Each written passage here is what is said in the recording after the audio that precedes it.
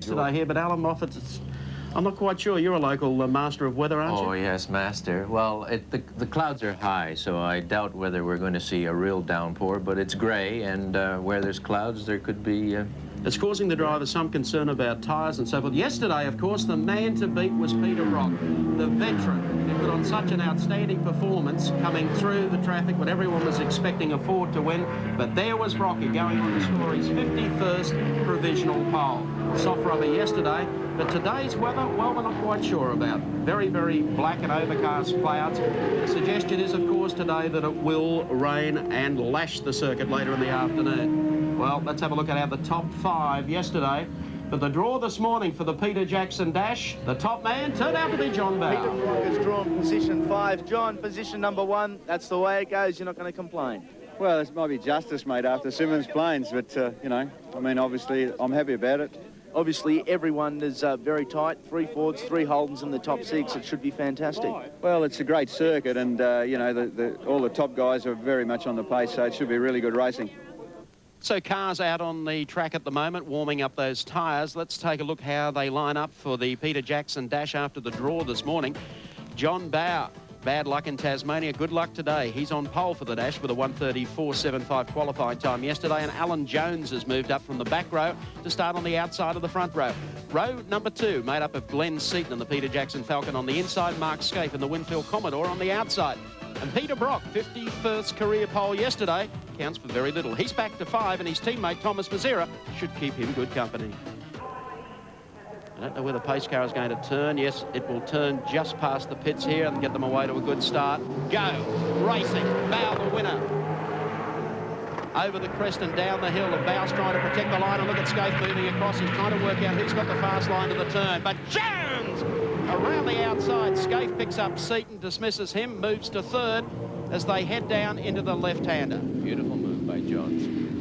Been making some demon starts recently and really got the hammer down there. Glenn Seaton, his team leader, left a long way behind, but Alan Jones will lead them round for the first time. Fords 1, 2, Commodore 3. John Bowe looked as if he had to start. In fact, he did. He was first across the line, but Alan Jones, a wonderful move on the outside to go flying through turn 1 and leading here now as they go down towards the ocean. Well, the suggestion, Peter Brock using a very soft tyre for the Dash this morning. He'll be trying to get around the outside of Glenn Seaton and maybe pull up a spot. We arrive at the STP race cam. Glenn Seaton, as they go beneath the Shell Bridge. Order has unchanged. Alan Jones.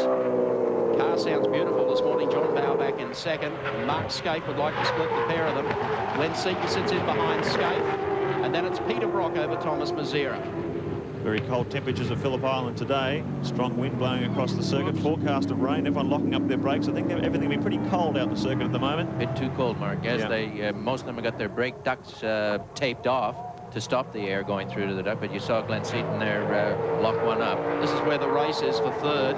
Now, has Seaton got enough jumbo to pull to the outside here and try and pass Scaife down the straight? Look at the speed difference, the Commodore, and there's Brocky hounding the pair of them as they come across the line. One down, Seaton thought about an inside run down here. Scaife protects that line. He'll be forced to go the outside. Looks like Glenn's copped a missile on the screen there. Big crack across his laminated screens. He comes right under the wing of the Winfield Commodore. You're seeing a wide Commodore there at the moment, but Mark Scape holding him off at the moment. Out of the southern loop. Work their way back toward Honda Corner. It's very close here. Peter Brock, tyres working very well in the 05 Commodore. He comes right up behind Seaton.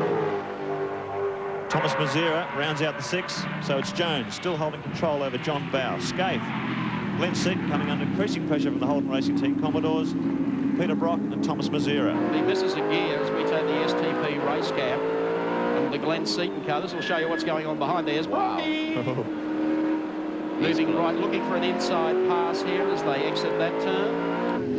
It's going to be a fascinating contest in the 2 heats today. A bit of a tyre war going on. Everyone going for hard compound tyres. They really do murder them around here with these constant high cornering speeds. And the big question is, will the Holden Racing Team going for a slightly softer compound be able to hang in for the 2 heats? That should make it quite an intriguing contest.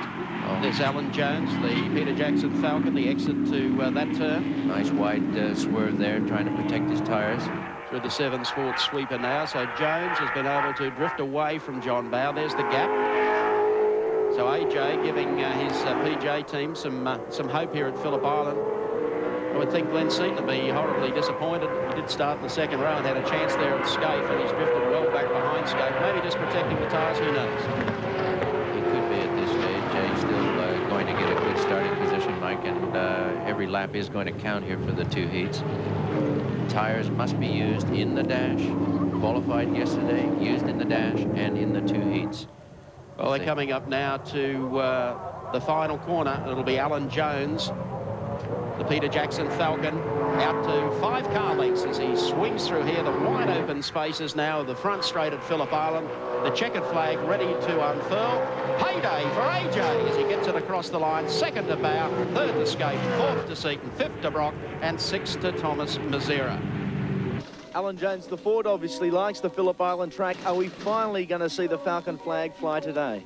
Well, I, for one, sincerely hope so. Andy, the car is well suited around here. This is where Glenn does most of his testing, so I guess if we don't go well here, we'll never go well anywhere. Alan Jones, and why wouldn't he be delighted? I mean, on pole, and he's got John Bow alongside, so if the Fords are going to win one, today looks like the day. This is their chance, Michael, but the only difficulty, if it rains in the 2nd heat, then all bets are off.